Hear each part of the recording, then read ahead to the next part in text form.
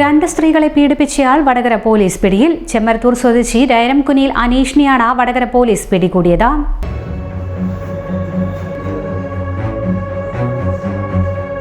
ഇക്കഴിഞ്ഞ മെയ് 17-നാണ് കേസിനാസ്പദമായ സംഭവങ്ങൾ. അയൽവാസികളായ രണ്ട് സ്ത്രീകളെയാണ് അതിക്രമത്തിന് ഇരയാക്കിയത്. വൈകുന്നേരത്തോടെ ഒരു വീട്ടിലെത്തിയ പ്രതി വരാന്തയിൽ നിൽക്കുകയായിരുന്ന സ്ത്രീയെ ഉപദ്രവിക്കുകയായിരുന്നു. സന്ധ്യയോടെയാണ് മറ്റൊരു വീട്ടിലെത്തിയ പ്രതി അതിക്രമം നടത്തിയത്. രണ്ടുപേരും വടകര പോലീസിൽ പരാതി നൽകിയിരുന്നു.